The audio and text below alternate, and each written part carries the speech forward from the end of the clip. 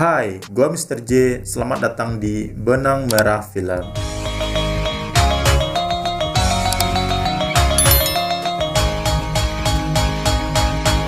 Seorang kesatria yang bernama Ten Wu diberkahi hidup abadi dikarenakan ia memiliki 10 cincin ajaib sakti mandraguna. Suatu ketika ia hendak mencari sebuah desa goib yang bernama Desa Talo. Namun ia tidak diperkenankan untuk memasuki desa tersebut. Sang penjaga desa yang bernama Ying Li menghadang Ten Wu. Di saat pertarungan mereka terjadilah kontak mata yang berbuah cinta di antara mereka. Singkat cerita, mereka lalu menikah dan hidup damai meninggalkan masa lalu serta kekuatan mereka. Dua sejoli ini mempunyai 2 orang anak. Yang putra bernama Shang-Chi, ini dia penampakannya. Sementara yang putri bernama Xialing, ini dia rupa orangnya. Semasa kecil, masing-masing anaknya dikasih liontin oleh sang ibu. Nah, liontin ini adalah salah satu bagian dari benang merah cerita film kita kali ini. Lalu cerita berpindah pada masa sekarang, yang mana Shang-Chi telah tumbuh besar dan kekar. Ia bekerja sebagai tukang parkir mobil di sebuah hotel dengan seorang temannya. Terlihat mereka sangat akrab dan selalu tertawa bersama. Namun, semua kebahagiaan itu berubah saat sekelompok orang tak dikenal menyerang mereka di dalam bus kota. Maksud dan tujuan orang-orang itu adalah ingin mengambil liontin pemberian ibu Shang-Chi. Pertarungan yang tidak dapat dielakkan terjadi. Seisi jalanan kota menjadi kacau dan berantakan. Di saat bus telah berhenti dan para penumpang pun diselamatkan oleh Shang-Chi dan Katie, ternyata kalung liontin Shang-Chi berhasil diambil oleh sang penjahat. Shang-Chi yang khawatir akan keselamatan adik perempuannya yang juga mempunyai kalung liontin akan diserang pula oleh orang-orang yang diketahui adalah pasukan dari Ten Ring yang dipimpin oleh Ten Wu, ayah mereka. Si Katie yang bingung atas apa yang terjadi kepada temannya Shang-Chi tidak membiarkan dia pergi sendiri ke Macau, tempat adiknya berada. Saat di perjalanan ke Macau, Shang-Chi menceritakan siapa dirinya yang sebenarnya. Dari cerita Shang-Chi, kita mengetahui bahwa ibunya telah meninggal. Semenjak saat itu, ia dilatih oleh ayahnya.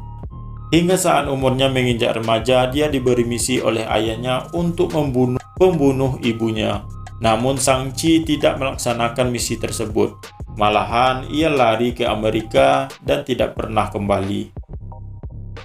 Saat telah sampai di Macau, langsung saja Shang-Chi dan Katie menuju kediaman adiknya. Ternyata tempat yang ia tuju adalah arena pertarungan bebas. Dan di sana, Shang-Chi harus melawan pemilik arena MMA tersebut. Yang ternyata adalah adiknya sendiri, yaitu Xialing. Terlihat Xialing begitu dendam kepada Shang-Chi. Namun, semua itu dikarenakan saat Shang-Chi pergi melaksanakan misi dari ayah mereka, Shang-Chi tidak pernah kembali dan meninggalkan Xialing.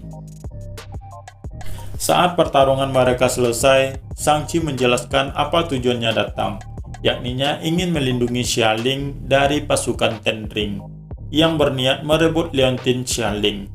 Di tengah pembicaraan mereka, pasukan Ten Ring tiba-tiba menyerang.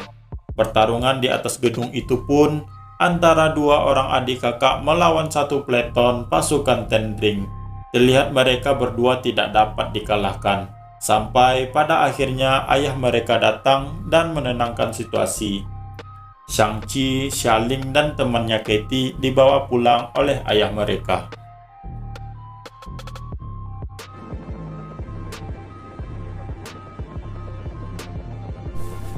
Sesampainya di rumah mereka, Ten Wu menjelaskan bahwa mereka mesti ke Desa Talo, kampung halaman ibu mereka. Akan tetapi belum ada yang pernah ke sana. Maka jalan atau peta ke Desa Talo adalah 2 liontin yang pernah diserahkan oleh ibu mereka, yaitu Ying Li. Ten Wu mengatakan bahwa Ying Li belum meninggal, melainkan ia sedang ditawan di balik sebuah gerbang di Desa Talo. Dia mengetahui semua itu karena Ying Li membisikkannya sendiri kepada Ten Wu. Namun, dikarenakan Ten Wu dilarang memasuki Desa Talo, maka ia akan membumi hanguskan desa tersebut. Lantas saja Sang Chi dan adiknya tidak menyetujui akan penyerangan itu, sebab mereka berpikir desa Talo adalah kampung halaman ibu mereka. Karena penolakan itu, mereka bertiga dikurung oleh ayahnya. Di dalam tahanan, mereka bertemu dengan seorang tahanan ayahnya yang bernama Trevor. Pun di dalam ruangan itu ada seekor makhluk yang berasal dari desa Talo yang bernama Morris. Singkat cerita, Morris inilah yang menuntun Sang Chi dan tim menuju desa Talo. Sesampainya di desa Talo, kedatangan mereka sempat tidak diharapkan oleh semua penduduk. Ternyata seseorang yang sepertinya ketua di desa Talo yang merupakan bibi dari Sang Chi dan Xialing menerima dan menyambut keponakannya. Sang Chi pun menjelaskan bahwa kedatangan mereka untuk mengingatkan bahwa ayahnya beserta pasukan Tendring akan menyerang desa tersebut. Dikarenakan ayahnya percaya bahwa ibu mereka sedang ditahan di gerbang yang berada di desa Talo. Faktanya, bisikan yang didengar Tenwu adalah iblis yang dipenjara selama ribuan tahun di balik gerbang itu, dan orang-orang Talo lah yang menjaga gerbang tersebut. Seluruh masyarakat Talo bersiap untuk berperang dengan Tendring demi melindungi gerbang pengurung iblis yang bisa menghisap nyawa seseorang. Saat pasukan Tendring tiba, peperangan pun tidak terhindarkan dan Tenwu dihadang oleh anaknya sendiri, Sang Chi. Sang Chi tidak berdaya melawan kekuatan ayahnya, sehingga dia kalah dan terlempar ke dalam danau Talo. Karena tidak ada yang menghalanginya lagi, Tenwu memukul gerbang iblis itu, sehingga iblis-iblis itu berhamburan keluar dan menyerang semua orang-orang yang berada di desa Talo tersebut. Akhirnya pasukan Tendring yang tadinya menyerang orang-orang Talo bekerja sama melawan iblis-iblis tersebut.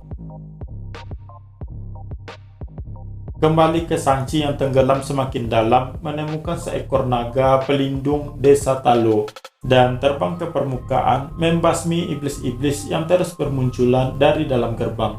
Sang Chi pun kembali berusaha menghentikan ayahnya yang terus memukuli gerbang itu. Saat pertarungan mereka terjadi lagi, Sang Chi berhasil mengendalikan 10 cincin ayahnya. Akan tetapi semua sudah terlambat. Raja iblis yang dikurung itu pun berhasil keluar. Saat iblis itu hendak menyerang Sang Chi, Tenwu seketika menyelamatkan anaknya, sehingga nyawa Tenwu dihisap oleh iblis itu. Di saat akhir hayatnya, Tenwu menyerahkan 10 cincinnya ke Sang Chi. Dengan 10 cincin itu, Sang Chi bertarung melawan iblis tersebut. Dan akhirnya Sang Chi menang, bahkan mampu membunuh raja iblis tersebut. Lalu film pun habis.